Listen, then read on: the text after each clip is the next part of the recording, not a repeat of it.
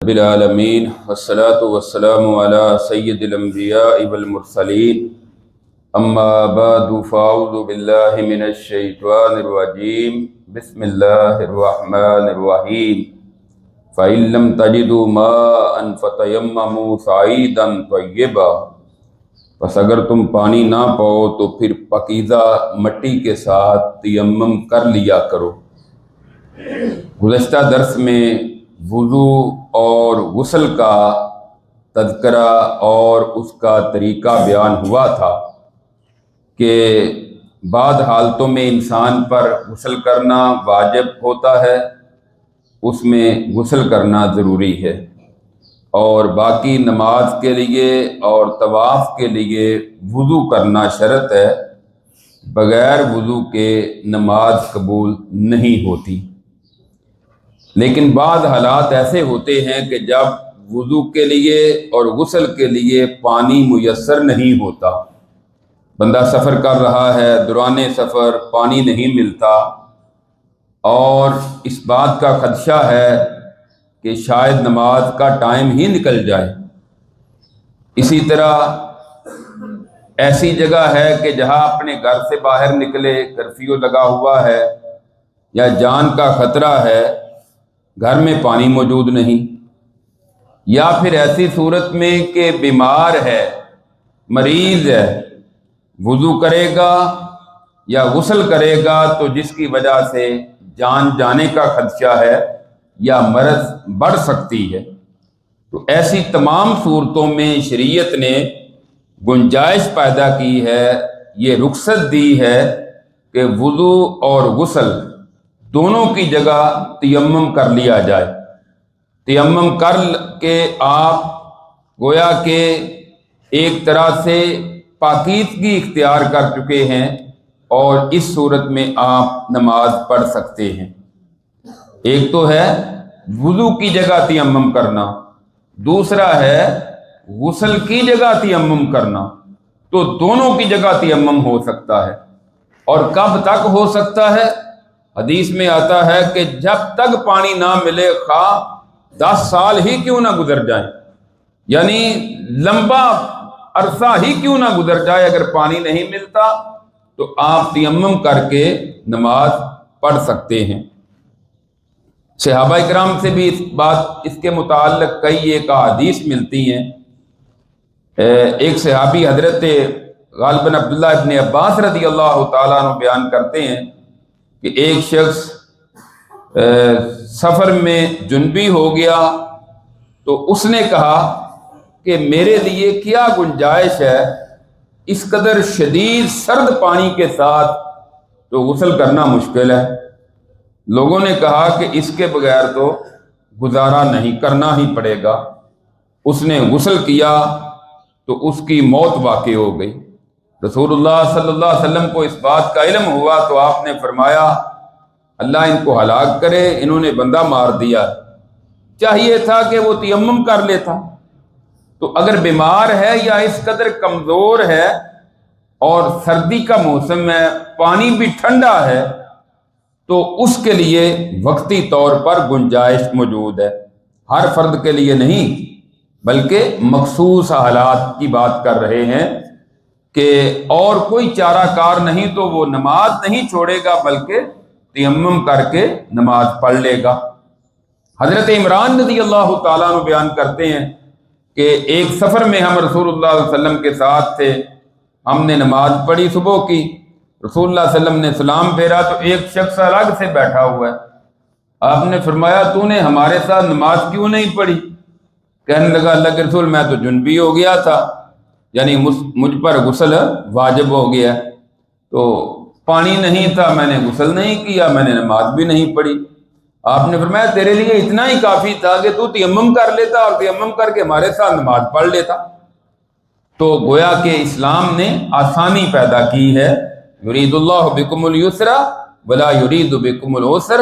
اللہ تعالیٰ تمہارے ساتھ آسانی کا ارادہ کرتے ہیں، تمہیں تنگی میں مبتلا نہیں کرنا چاہتے۔ اب دیکھنا یہ ہے کہ تیمم کا طریقہ کیا ہے، اور کیا غسل اور وضو دونوں کے لیے تیمم کا طریقہ ایک جیسا ہے یا مختلف ہے؟ حضرت عمار بن یاسر رضی اللہ تعالیٰ عنہ کہتے ہیں کہ میں ایک مرتبہ جنبی ہو گیا، مجھ پر غسل واجب ہو گیا، تو میں نے کہا پانی نہیں ملتا تو اب تیمم کرنا ہے۔ کہتے ہیں میں مٹی کے اندر لوٹ پوٹ ہوا، جس طرح بعض اوقات ہم گھوڑے کو دیکھتے ہیں نا پورے جسم پر مٹی کے اندر وہ لوٹ پوٹ ہوتا ہے، کہتے ہیں میں نے پورے جسم پر گویا کہ مٹی ملی کہ مجھ پر تو غسل ہے، تیمم کرنا ہے، تو یہ صرف وضو کی طرف سے، وضو کے لیے نہیں بلکہ میں تو غسل کے قائم مقام کرنا چاہتا ہوں، تو میں نے پورے جسم میں مٹی ملی۔ رسول اللہ صلی اللہ علیہ وسلم کو جب اس بات کا پتہ چلا تو آپ نے فرمایا اتنی ضرورت نہیں، بلکہ تیمم کے لیے اتنا ہی کافی ہے کہ اپنے دونوں ہاتھوں کو مٹی لگائی جائے اور پھر زائد مٹی جو ہے دونوں ہاتھوں کو مل کے زائد مٹی پر پھونک مار دی جائے، اور اس کے بعد اپنے ہاتھوں پر پھیر کر اپنے چہرے پر پھیر لیا جائے۔ تیمم بس اتنا ہی ہے، یعنی اگر آپ نے وضو کی جگہ تیمم کرنا ہے یا غسل کی جگہ تیمم کرنا ہے تو تیمم کا طریقہ مٹی لے لیں۔ مٹی ایک شور والی زمین ہے تو وہاں والی مٹی چل جائے گی، مٹی نہیں ملتی تو ریت ہے، ریت لے لیں، لیکن پاکیزہ اس طرح کی کوئی چیز، دیوار کے ساتھ مٹی ہے یا زمین سے ایک ڈھیلا لے لیں۔ آج کل بعض جو بڑے جنرل اسٹور ہیں انہوں نے ایک باکس رکھا ہوتا ہے ہاسپٹل وغیرہ میں مریضوں کے لیے کہ وہ بند کر کے اپنے پاس رکھیں، اس کو کھولیں، اس کے اندر مٹی ہوتی ہے، اس کے اوپر کپڑا ہوتا ہے، تو آپ اس طرح اپنے ہاتھ رکھیں، مٹی لگ جائے گی، دونوں ہاتھوں کو ملیں اور پھر پھونک مار دیں، زائد مٹی اڑ جائے، اور پھر دونوں ہاتھوں کی پشت پر ہاتھ پھیرتے ہوئے اپنے چہرے پر پھیر لیں، تو یہ تیمم ہو گیا۔ اللہ تعالیٰ نے کتنی بڑی آسانی پیدا کی ہے اپنے بندوں کے لیے، ان کو مشکل میں نہیں ڈالا۔ اب یہ غسل، وضو اور اس کے قائم مقام ہوا تیمم۔ اب یہ وضو ٹوٹ کب جاتا ہے؟ غسل کا ذکر تو پہلے ہم کر چکے ہیں کہ دو حالتوں میں غسل واجب ہوتا ہے، گزشتہ درس میں اس کا ذکر ہوا تھا۔ تیمم جو ہے یہ دونوں کے قائم مقام ہے۔ تو اب دیکھنا ہے کہ وضو کب ٹوٹ جاتا ہے۔ اس کی ایک صورت تو یہ ہے کہ اگر آپ نے، حدیث میں آتا ہے کہ بغیر کپڑے کے آپ کا ہاتھ آپ کی شرمگاہ سے ٹچ ہو جائے تو آپ کا وضو ختم ہو جاتا ہے، کپڑے کے اوپر سے نہیں بلکہ کپڑے کے بغیر شرمگاہ کو ہاتھ لگ جائے تو وضو ختم ہو جاتا ہے۔ دوسرا ہے کہ ہوا خارج ہو جائے تو وضو ٹوٹ جاتا ہے۔ ایک بندہ نماز پڑھ رہا ہے، حتیٰ کہ امام نماز پڑھا رہا ہے، امام کا وضو ٹوٹ گیا، ہوا خارج ہو گئی، اب امام کو چاہیے کہ اس کے پیچھے جو ہے اس کو پکڑے اور اپنی جگہ کھڑا کر دے اور خود درمیان سے نکل جائے، جا کر وضو کرے۔ اگر کسی مقتدی کا وضو ٹوٹ گیا ہے اس کے لیے بھی یہی حکم ہے کہ نماز ختم کر دے، اس میں کوئی شرم والی بات نہیں، یہ انسان کے اختیار میں نہیں۔ اللہ تعالیٰ نے اسی لیے تو دین کے اندر یہ ساری باتیں بیان کر دی۔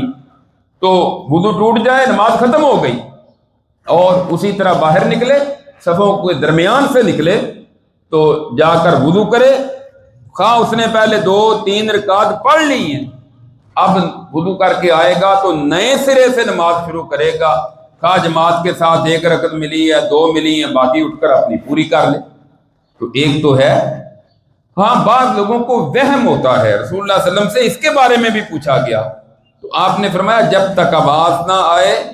یا سمیل محسوس نہ کرے اس وقت تک وضو نہیں ٹوٹتا، یعنی وضو ٹوٹنے کا یقین ہو جائے۔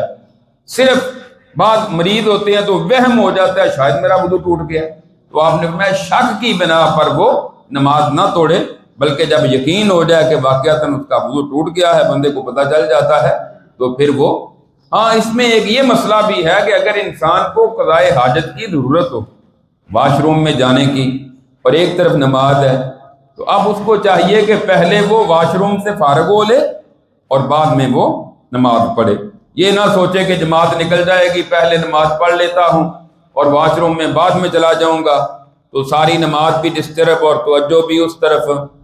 یہ انسانی حاجتیں ہیں، لہذا اس سے فارغ ہو کر وہ نماز ادا کرے۔ تو دوسری صورت یہ ہے کہ انسان کی ہوا خارج ہو جائے تو اس کا وضو ٹوٹ جاتا ہے۔ تیسری صورت یہ ہے کہ جب بندہ سو جائے تو سونے سے بھی وضو ٹوٹ جاتا ہے، اس لیے کہ انسان کو پتہ نہیں چلتا اس وقت کہ وضو باقی رہا ہے یا نہیں رہا اور کن حالات سے انسان گزرا ہے۔ تو سونے کی حالت میں بھی بندے، ہاں ایک ہے اونگنا، کہ بندہ بیٹھا ہوا ہے ہلکی پھلکی اونگ آ جاتی ہے، یعنی نیند کے ہلکے جھٹکے لگتے ہیں، اس کو کہتے ہیں اونگنا، اس سے وضو نہیں ٹوٹتا۔ اور سونے سے مراد یہ ہے کہ بندہ ٹیک لگا کر یا لیٹ کر سو جائے، تو پھر انسان کو پتہ نہیں رہتا کہ کس صورت سے گزر رہا ہے، تو ایسی صورت میں بھی وضو ٹوٹ جائے گا۔ اور چوتھی صورت ہے کہ انسان کے پیشاب والے مقامات سے خون وغیرہ بہہ جائے تو پھر بھی وضو ٹوٹ جاتا ہے۔ باقی جسم کے کسی اور حصے سے خون بہہ جائے تو اس سے وضو نہیں ٹوٹتا۔ مثال کے طور پہ کسی کے ہاتھ سے وضو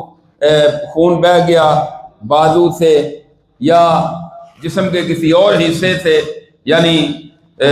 پیٹ سے یا کمر سے گردن سے خون بہہ گیا تو اس سے وضو نہیں ٹوٹے گا۔ اس کے متعلق حدیث ہے، صحابی نماز پڑھ رہے تھے تو دشمنوں نے ان پر تیر اندازی شروع کر دی تو ان کا جسم زخمی ہو گیا، تو زخمی ہونے کے باوجود انہوں نے اپنی نماز جاری رکھی۔ تو جسم کے صرف پیشاب والے حصوں سے اگر خون بہہ جائے تو پھر ختم ہوگا وضو، وگرنہ عام حالات میں جسم کے کسی اور حصے سے ہو تو پھر اس کا وضو باقی رہے گا۔ تو یہ چند ایک نواقض وضو ذکر کیے کہ جن سے وضو ختم ہو جاتا ہے، اور وضو اور غسل کے قائم مقام بوقت ضرورت تیمم۔ ہاں جب پانی مل جائے تو پھر تیمم ختم ہو گیا، پھر بندے کو غسل کرنا پڑے گا اور پھر وضو کرنا پڑے گا۔ مثال کے طور پہ ایک بندے نے ظہر کی نماز کے لیے تیمم کیا ہے اور اس نے تیمم کے ساتھ نماز پڑھ لی ہے، عصر کا ٹائم ہوا، پانی مل گیا، اب وہ وضو کرے گا، اب تیمم باقی نہیں رکھے گا۔ ہاں ظہر کے ٹائم میں ہی اگر اس کو پانی مل گیا ہے، 1 بجے نماز پڑھی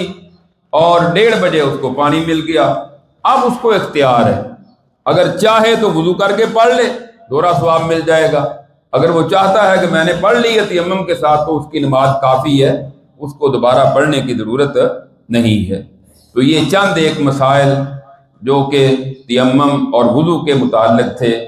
یہ آج کے درس میں بیان ہوئے، بقیہ انشاءاللہ تفصیلات آئندہ درس میں ذکر ہوں گی۔ اللہ رب العزت سے دعا ہے اللہ تعالی ہمیں کتاب و سنت پر عمل کرنے کی توفیق عطا فرمائے۔ آخر دعوانا الحمدللہ رب العالمین۔